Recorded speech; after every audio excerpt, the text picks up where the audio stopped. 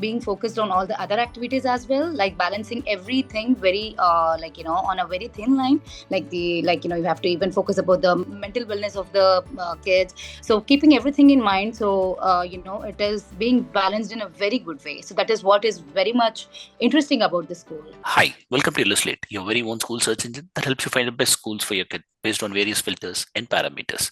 Today, we have Ms. Swetha, who's an educator from Sanskriti International School, which is in Kondapur. Let's speak to her and understand more about the school and some general concerns that parents are likely to have while joining their kid in a school. Thank you so much for joining us, ma'am. Hello, sir.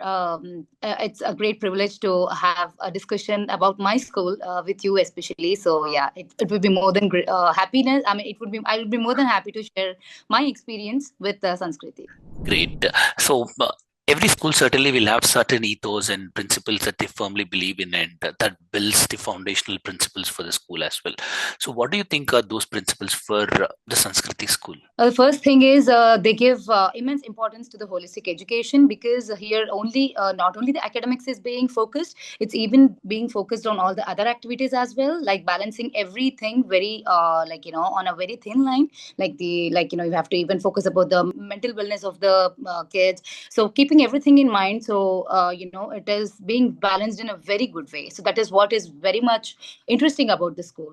That's great. And can you take us through a typical day of a kid in Sanskriti? Of course, yeah. So it basically starts with a refreshing morning assembly. So we, it is planned in such a way that all the graders are involved in the assembly, grade 1 to 10. So the kids can actually interact, they can come up on stage, they can show up their, talent, they can speak. Like the chance is given to each and every kid, irrespective, no matter what. So, we train them, we ask them to come on stage to showcase their talents, to speak up. So we pick up some topic from EVS or English or any topic which is interesting for the kids. We make them speak in the assembly. So that is the major kickstart goals, for them to adapt that to come on stage and talk and expose themselves. So it's a very refreshing start. And then we just go to the classes, and then we start our day in a very good way,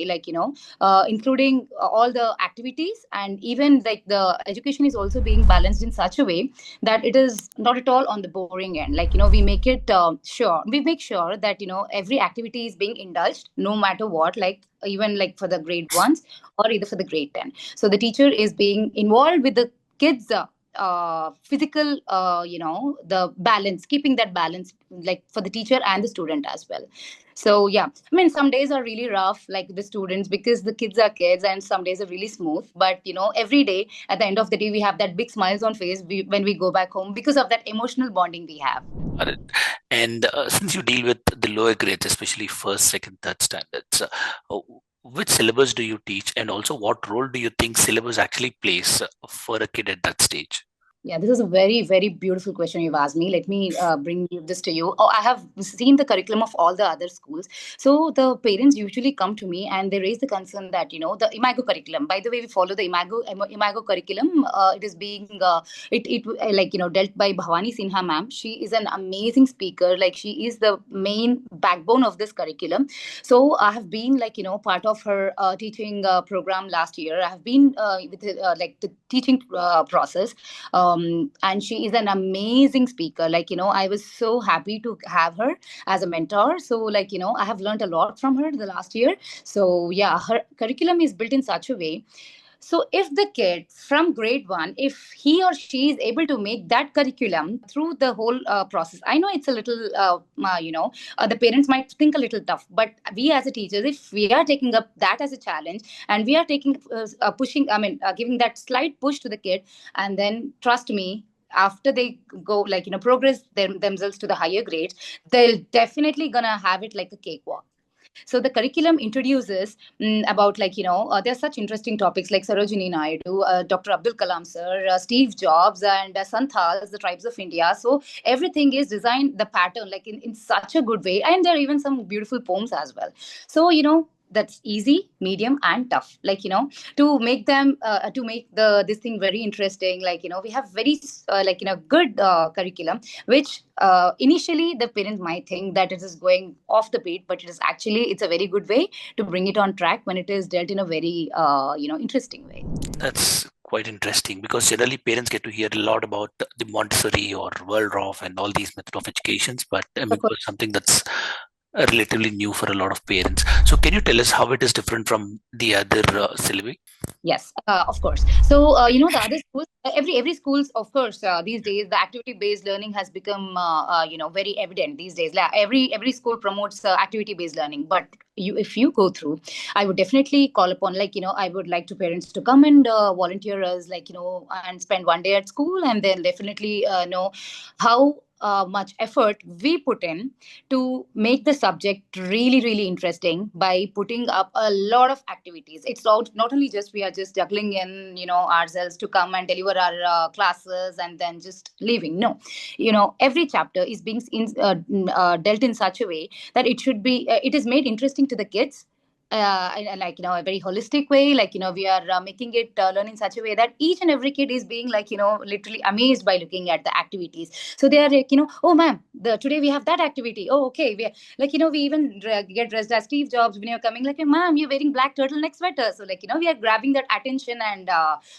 making it very easy. And when it comes to the writing part, sorry, before that I would like to share a story. So for PP2, directly they are coming to grade 1, and they are having that Imago curriculum. But even we feel can kids do this? But actually they can do it. Like the term 1, they find it little, the parents they come, they keep pouring in during the PTM, ma'am, my kids, can they do it? I said, please trust us.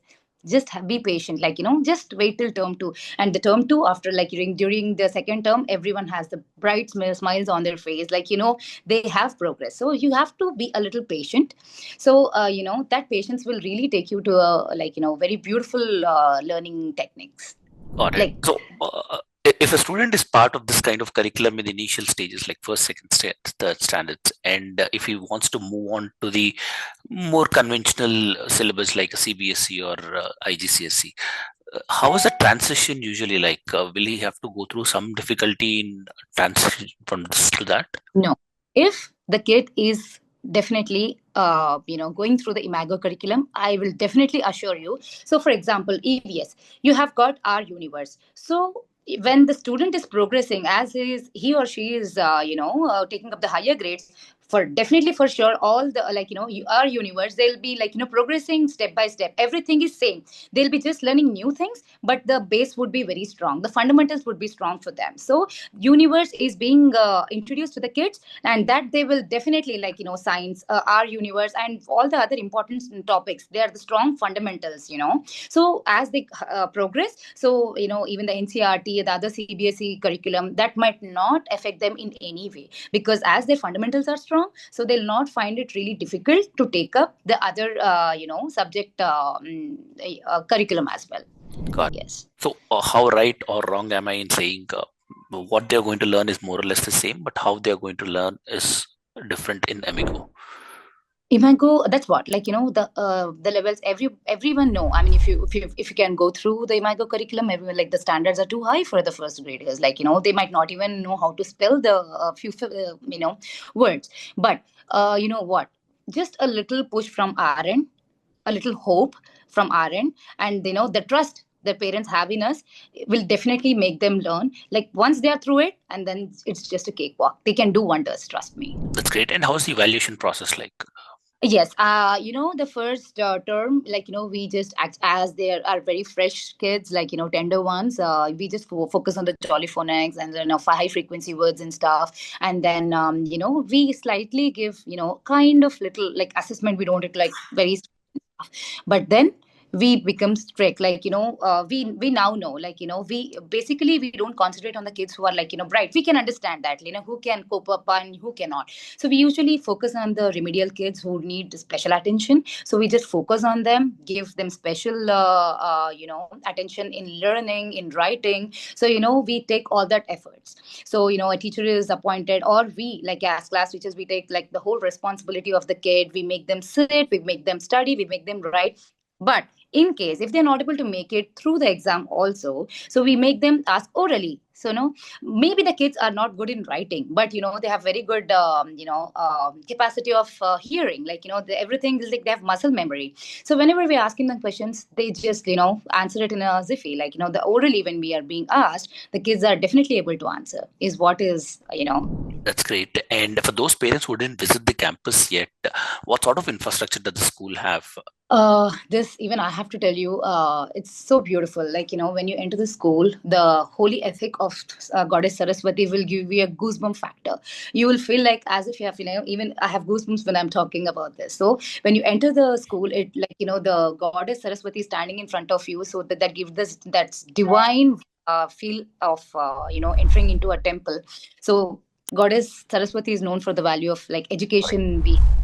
So yeah, so that vibe factor is itself very beautiful, and I would definitely ask all the parents who have haven't attended, I mean, visited the school, would definitely have come and have a, like, look at the school's infrastructure, like all the stuff whatever school has. Got it. And how was your onboarding into school? Like, what sort of virtues did they check while taking this teacher on board?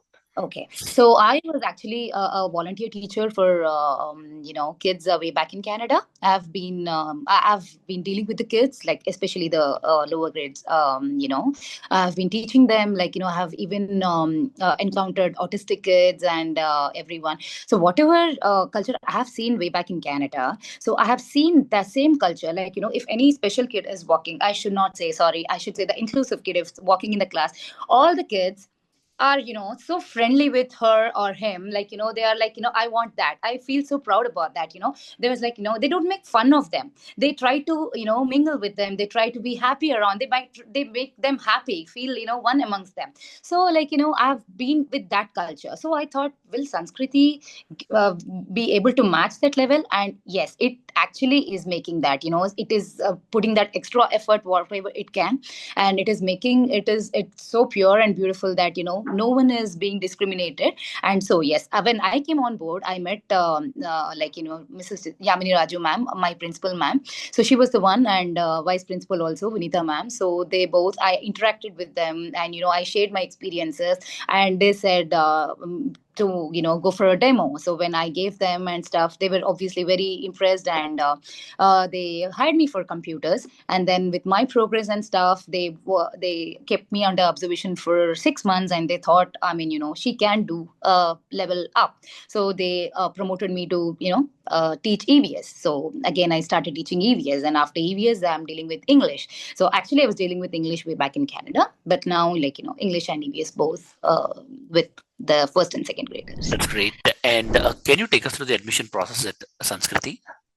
Yes. I mean, which way the admission process? I mean, is there any test, or what sort of Yes. process should a student go through to If a get an student is admission? coming, yeah, if a student is coming down, especially for PP1, PP2, or grade one, like, if they haven't been a part of PP1, PP2, with our school, so they have to go through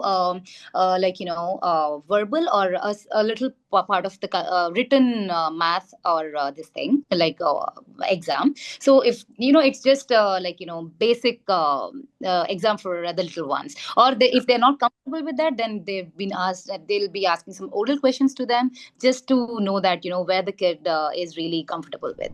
That's great.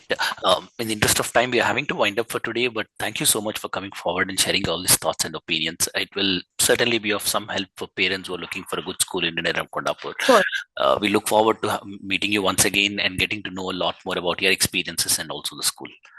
I would look forward to that. Thank you so much. Thanks a lot, Vera. Thank you.